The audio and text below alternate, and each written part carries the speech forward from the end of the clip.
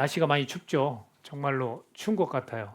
날씨가 추운데 이 추움을 우리 마음까지 혹시 얼어붙지는 않았겠죠? 이 추움을 좀 이렇게 좀 따뜻하게 해줄 수 있는 제가 시 한 편을 좀 들려드리도록 하겠습니다. 제가 시를 읽겠습니다. 목소리가 좋지는 않지만 쩌렁쩌렁은 해서 제가 귀에 잘 들리도록 제가 시 한 편을 읽어드리겠습니다. 연탄이라는 시입니다. 연탄. 너무도 고마운 연탄이구나. 비록 검은 몸으로 태어났지만 내 몸을 불살라 훈기와 온기를 전하니 연탄아, 연탄아 정말 고맙다. 너 없이 서민들 어찌 살겠나. 너 없이 추위를 어찌 견디나. 검은 몸 붉게 타서 흰 재가 되어 말없이 실천하는 희생과 사랑. 너는 죽어서도 좋은 일 하니 분별 없는 사람보다 내가 낫구나.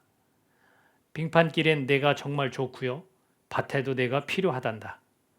괴로우나 즐거우나 50년을 변함없이 한결같이 함께 했구나. 천길 낭떠러지 위에 서 있을 때도 너는 언제나 곁에 있었지.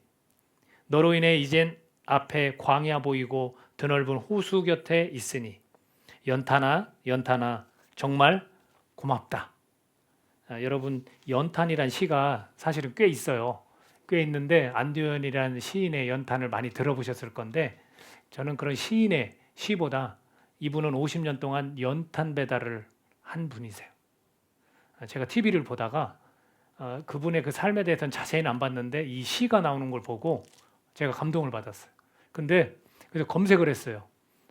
내가 이 시를 설교 때 들려주면 좋겠다 해서 검색을 했는데 시가 전문이 다 나오질 않아요. 부분만 나오더라고요. 그 부분만 나와서 야 이거 어떡하지?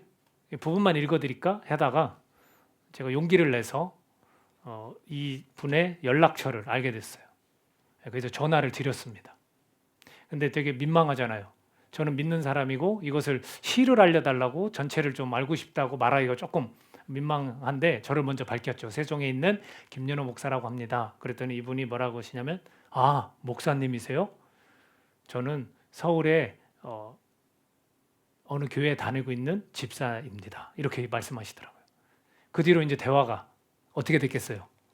이제 편하게 이제 대화가 됐죠. 그러면서 그분의 삶을 쉽게 볼 수 있는 그림, 사진 한 장이 있어요. 사진 한 장 혹시 보여주실 수 있을까요? 잘 보이세요?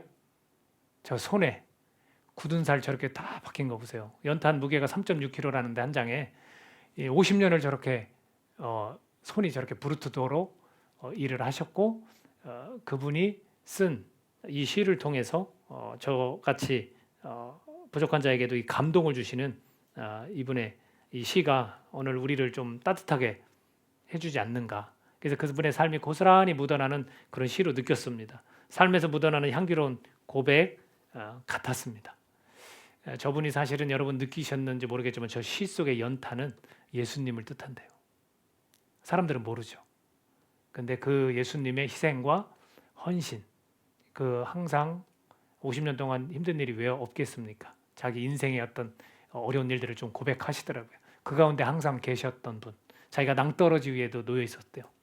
그 가운데 주님께서 기도하는 가운데 보여주신 것이 광야와 그 광야 옆에 넓은 호수였다고. 그래서 그걸 그대로 지금 이렇게 시에 담으셨다고 설명을 전화 통화를 통해서 이렇게 해주셨습니다. 참 아름다운 삶인 것 같았어요. 한 가지 일을 그렇게 꾸준히 주님 의지하면서 꾸준히 해오시는, 그걸 통해서 하나님께 영광 돌리는 그런 삶이 아닌가라는 생각을 했고요. 가장 귀한 것은 저분이 가정에서 고향이 어딘지 아세요? 예산이에요. 예산댁 여기 있죠? 예산. 고등학교 때까지 사셨대요. 근데 그 7남매가 되는데 혼자만 3살, 4살 때 옆집 집사님이 아무개야 교회 가자 한 뒤로 다니신 거래요. 그리고 나중에 결혼해서 부모님 플러스 형제들 다 지금 믿고 있대요. 그러니까 여러분 이 자리에서는 뭐 구체적으로 말씀드릴 수는 없지만 그분의 그 삶 가운데 어려운 일이 그 가족들을 다 주님 앞으로 이끄시는 그런 모습이더라고요.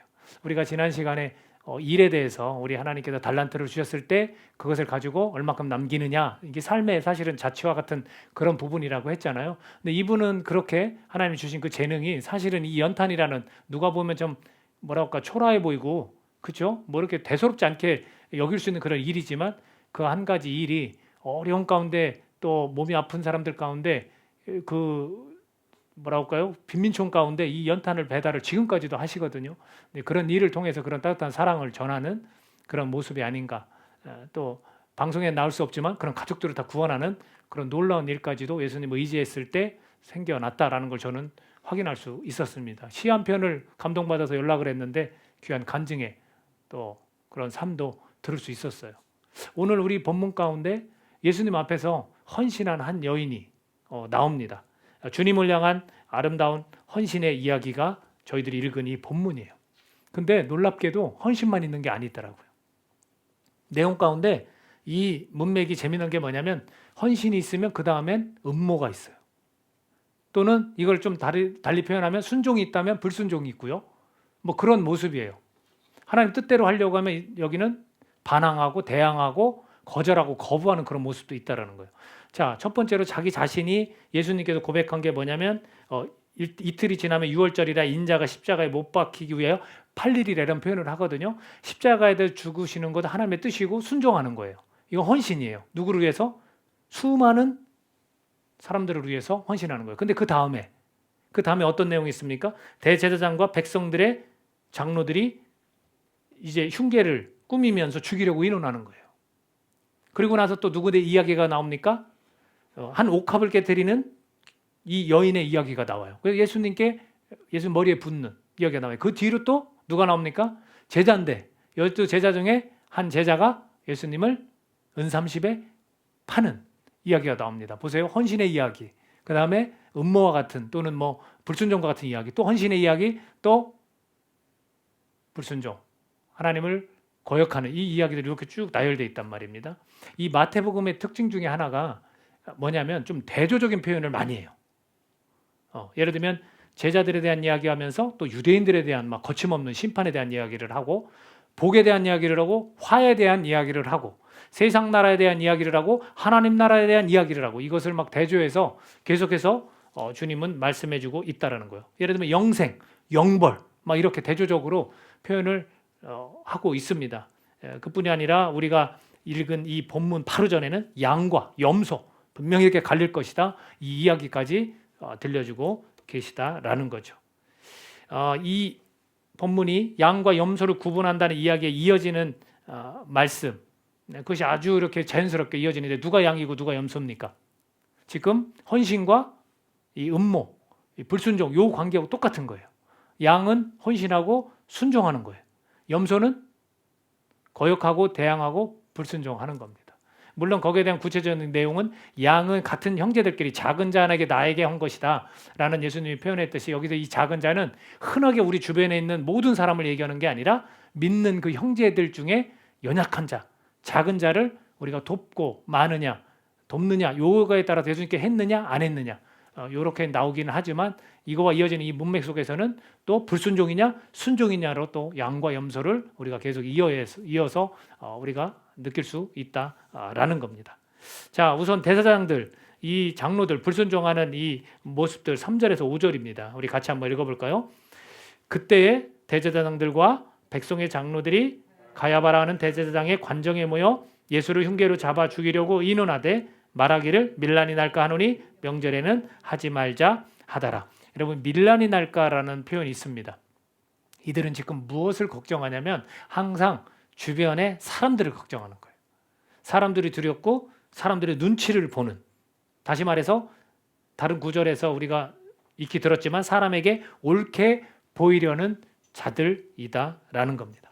바로 이런 사람들이 음모나 불순종이나 대항하고 거절하는 그런 사람들의 모습이다라는 거죠. 그러나 예수님은 어땠습니까? 이런 거 개의치 않아요. 이 백성들 개의치 않고요. 그리고 로마의 그런 통치도 개의치 않아요. 온전히 지금 이 행보가 어떻게 이루어지냐면 하나님의 뜻을 향해서만 가는 거예요. 하나님이 뜻하신 것만 나는 하면 돼라고 가시는 겁니다. 그것을 이루기를 원하시는 겁니다. 항상 그러셨어요. 그래서 제자들도 예수님을 닮아서 우리가 그리스도인이라는 표현을 쓰는데 제자들도 그래야 한다라는 겁니다. 그리스도인들이 그래야 한다라는 겁니다. 이게 뭡니까? 헌신이에요. 헌신. 우리는 헌신 가운데 사실은 살아가는 겁니다. 하나님을 의지하셨을 때, 예수님이 하나님을 의지하셨을 때 하나님께서 역사하셨어요. 그와 같이 우리도 하나님을 의지할 때 하나님이 이루실 것이다 라는 거예요. 십자가에 달려 죽으셨지만 하나님의 역사로 다시 살아나신 것처럼 오늘 우리도 하나님을 의지하면 안 될 것 같은 일들도 하나님께서 역사하시면 된다라는 것을 우리에게 보여주고 있다라는 겁니다. 헌신은 그런 거예요. 그냥 이렇게 헌신은 썩어서 없어지는 게 아니에요. 헌신은 분명히 남습니다. 지금 이 연탄을 평생 동안 하셨던 분도 이렇게 남는 거잖아요. 지금 뭔가 좀 영향이 우리에게 미쳐지는 거잖아요. 똑같죠. 이제 여인이 옥합을 깨뜨리는 이 일이 복음이 전해지는 모든 곳에 이 여인의 이야기도 어떻게 하라고요? 전해지는 거죠. 지금도 전해지잖아요. 이것처럼 헌신 뒤에는 하나님께서 이루시는 역사가 있다라는 것을 오늘 우리가 깨달아야 됩니다. 다음으로 이어지는 게 이제 향유 옥합을 깨뜨린 그런 여인입니다. 역시 헌신의 모습인데요. 이 향유 옥합을 마가복음에서는 우리가 말씀대로 찬양에서 아까 읽었잖아요. 거기에서 나드라고, 순전한 나드라고 이렇게 표현을 했는데 이것은 인도에서 수입된 극상품 향유입니다. 극상품 향유예요. 아마 엄청 값으로 따진다면 좀 비쌀 건데 그래서 300데나리온에 팔았더라면 하고 이게 대번 이게 되잖아요. 가격이 환산이 되잖아요. 근데 그것을 깨뜨려서 머리에 붓습니다. 7절에 보니까 한 여자가 매우 귀한 향유 한 옥합을 가지고 나와서 식사하시는 예수의 머리에 부으니라고 되어 있어요. 자, 우리가 이런 걸 읽을 때 예수님이 이렇게 딱 앉아 있어. 우리 식사 때를 생각해 보세요. 이렇게 앉아 있는데 이게 머리에 이걸 부었어. 그러면 뭐 음식을 먹는데 여기로 이렇게 다 떨어지면 어떡해? 우리 이렇게 생각할 수 있잖아요. 근데 뭘 알아야 되면 문화를 알아야 되는데 이 당시에 식사는 어떻게 했냐면 이렇게 비스듬히 누워서 이 팔을 이렇게 눕고 다리를 좀 뻗고 서로 이렇게 누워서 식사를 했기 때문에 부을 때 이 얼굴로 묻겠어요? 안 묻겠어요? 안 묻어요. 이렇게 우리가 뭐 영화를 봐서 알죠. 머리가 좀 길잖아요. 이게 머리 길면 그냥 머리에 이렇게 부으면 그대로 이렇게 떨어지는 거예요. 그러니까 이제 뭐 이렇게 앉아서 먹을 때 머리에 붓는 건 아니라는 거. 이건 그냥 상식적으로 우리가 알아두면 좋을 것 같아서 말씀드린 거고요. 옆으로 비스듬히 누워서 식사를 했기 때문에 그 머리에 이렇게 부었다라는 겁니다. 근데 이런 헌신의 모습 가운데 대조적으로 또 뭐가 나옵니까? 분개하는 자들이 나와요. 막 화를 내는 거예요. 누굽니까? 제자들이죠. 제자들. 8, 9절 한번 읽어보겠습니다. 8절, 9절 시작. 제자들이 보고 분개하여 이르되 무슨 의도로 이것을 허비하느냐? 이것을 비싼 값에 팔아 가난한 자들에게 줄 수 있었겠도다 하거늘. 이렇게 되어 있습니다. 여러분, 예수님에 대한 아름다운 섬김을 낭비로 간주하는 제자들의 잘못된 모습을 보여주고 있어요. 아니, 이거는 예수님을 향한 아름다운 헌신과 섬김이에요. 근데 이건 낭비다, 허비다. 이렇게 이야기를 하고 있습니다. 물론 좋은 의견이긴 하지만 가난한 자들은 항상 너희들과 함께 있다라는 거예요. 그럼 그때 해도 된다라는 거예요. 예수님은 그렇게 말씀하셨고 또 일의 효율성을 따지자면 이 제자들의 말이 맞는 말이에요. 그렇지 않아요? 진짜 이 값이면 굉장히 지금 헐벗고 굶주리고 어려운 사람들이 있는데 그거 나눠주는 게 더 복음적인 거 아니냐 이럴 수 있습니다. 그러나 예수님은 이 일의 효율성을 따지는 그런 삶을 살지 않으셨다는 거예요. 어떤 삶을 사셨어요? 여러분, 이 예수님의 삶은 관계 속에서 복음이 전해지는 삶을 사셨어요. 누구랑 관계를 맺습니까? 우선 하나님과 관계를 맺어요. 왜? 그 뜻을 알아야 되니까. 그 뜻대로 해야 되니까. 순종해야 되니까. 헌신해야 되니까. 그리고 누구랑 관계를 맺었습니까? 복음이 필요한 사람들.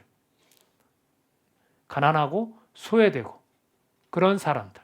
그런 사람들과 관계를 맺으면서 복음을 전하죠. 물론 그 대상은 뭐 고위급 관리들에게도 전해지긴 해요. 그러나 그걸 받아들이는 사람들은 누구였냐면 그것이 정말 필요한 가난하고 외로운 사람들이었거든요. 그러니까 이런 관계 속에서 복음을 증거하셨다라는 거예요. 즉 하나님의 뜻이 전해지도록 하셨다라는 거예요. 우리도 믿음의 생활을 하면서 이 효율성을 자꾸 따지면 안 돼요. 우리는 관계를 맺는 사람들이에요. 항상 하나님과의 관계를 맺어야 되고 예수님과의 관계, 성령님과 이 삼위일체 하나님과 관계를 잘 맺어야 되고 그 다음 우리 이웃들과 우리 가정에서 우리 피부치들도 마찬가지고 우리 주변의 동료들도 마찬가지고 스쳐 지나가는 사람들도 마찬가지고 그 관계 속에서 하나님의 뜻이 전해지고 복음이 전해져야 된다는 거예요. 이 일의 효율성을 야, 저 사람들한테 전하면 안 돼. 아, 이 사람들한테 전해야겠다. 아, 나 저 사람하고 친하니까 받아들일까. 이런 게 아니라는 거예요. 야, 이 금액을 가지고 좀 다른 데 이렇게 쓰면 안 될까? 효율성을 자꾸 따지는데 그게 아니라는 거죠. 예를 들어서 어떤 금액이 있으면 이 금액을 통해서 한 영혼이 돌아온다. 그럼 이 금액이 아까운 겁니까? 아닌 거예요. 그런 것처럼 우리가 자칫 잘못하면 자꾸 이 효율성을 따지는데 그게 아니라는 것을 오늘 이 말씀을 우리에게 보여주고 있다라는 겁니다. 이 여인이 한 행동, 이 헌신의 행동도 그랬던 거죠. 주님과의 그 관계, 주님의 장례를 준비한 것이다. 이건 모르겠어요. 과연 이 여인이 이 장례에 관해서 듣고서 정말로 내가 이 헌신을 통해서 이 장례를 내가 잘 준비해야겠다. 그런 것들은 사실은 나오지는 않았어요.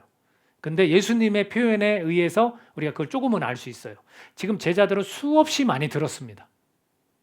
그러면 정작 이 장례를 준비하는 여인의 모습을 보고 이 향유를 깨뜨려 부은 여인의 모습을 보고 이 헌신을 보고 제자들은 칭찬했어야 돼요.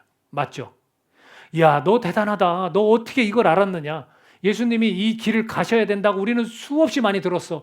근데 우리는 하나 내 거 깨뜨려서 드리지 못했는데 너는 정말 이걸 깨뜨려서 드린 너 정말로 귀하다. 아름답다. 내가 정말로 이 감동을 느낀다. 뭐 이런 표현을 해야 되지 않았겠습니까? 근데 그렇지 않았던 거죠. 그러면서 예수님께서는 이 여자가 내 몸에 이 향유를 부은 것은 내 장례를 위하여 함이니라. 내가 진실로 너에게 이르노니 온 천하에 어디서든지 이 복음이 전파되는 곳에서는 이 여자가 행한 일도 말하여 그를 기억하리라. 주님도 이런 헌신을 귀하게 본다라는 겁니다. 계속 말씀을 듣고 가르침 받았던 제자들보다도 이 가련한 한 여인의 드림이 얼마나 값진 일이 되었는지 모릅니다. 이 비싼 것을 드려서가 아닌 것 같아요. 오늘 이 본문 말씀에 표현된 것처럼 매우 귀한 것을 주님께 드렸다는 거예요. 매우 귀한 것. 매우 귀한 것. 그것은 저는 마음이라고 봤습니다. 마음.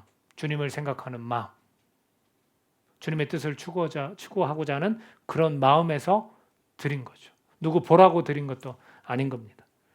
예수님보다 더 값진 것, 귀한 것을 없다. 자기 자신에게는 나는 예수님이 최고야. 이것도 다른 사람은 값진 거라고 매우 귀한 거라고 여길지 몰라도 이거보다 더 귀한 게 나에게는 예수님이야. 라고 여겼던 그 마음. 이 헌신이 계속해서 오늘 우리에게도 들려지고 있는 겁니다. 그에 반해 제자 중 하나, 이 헌신 다음에 또 이 음모, 욕심, 욕구 이게 또 표현돼요. 누굽니까? 가롯 유다. 어떤 욕심이었어요? 돈에 대한 욕심. 돈에 대한. 은 30에 예수님을 팔아 넘기는 이 욕심. 하나님 뜻과는 정반대. 불순종. 이것이 또 나오는 거예요. 여러분, 이 마태복음에서 우리 믿는 자들에게 제자들에게 분명하게 말씀하시는 것이 있어요. 이거 아니면 이거예요. 양 아니면 염소처럼 50대 50 슬기롭고 미련한 것처럼 오늘 우리도 이것을 결단하고 선택해야 돼요. 내가 헌신할 것인가? 내가 순종할 것인가? 내가 불순종하고 거역할 것인가? 하나님 뜻과 다른 쪽으로 갈 것인가? 이것을 오늘 우리가 결단할 수 있어야 되는 겁니다. 14, 15절 같이 한번 읽어볼까요? 14, 15절 시작.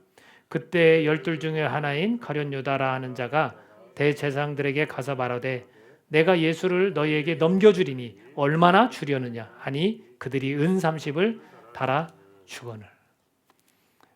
이 얼마나 대조적입니까? 매우 귀한 향유를 깨뜨린 여인과 은 30에 예수님을 팔아 넘기는 자기의 이득을 취하는 이 모습이 얼마나 대도적인지 모릅니다. 주님의 뜻을 대항하고 거절하고 불순종하고 이 음모, 자기 마음의 음모를 꾸미는 이런 모습들을 오늘 우리에게 잘 보여주고 있습니다. 여러분, 우리가 다 믿는 자들로서 나눠질 수밖에 없다라는 겁니다. 나눌 수밖에 없어요. 어디서 나는 어디에 이제 서 있을까를 생각하셔야 됩니다.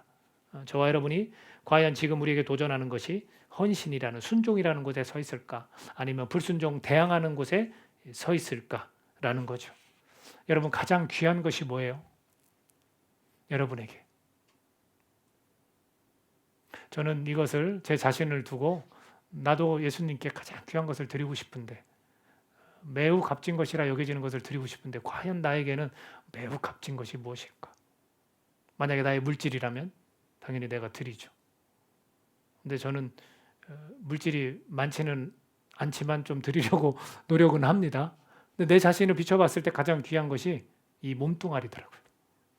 내 자신, 내 존재.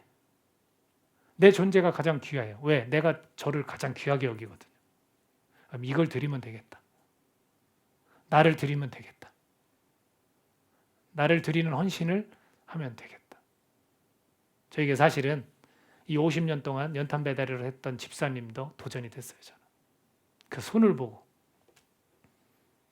주님 의지하면서 그냥 그 삶을 사셨더니 주님께서 향기나는 삶으로 그 지저분한 정말로 그러한 직업이라고 볼 수도 있지만 결코 그렇지 않더라고요.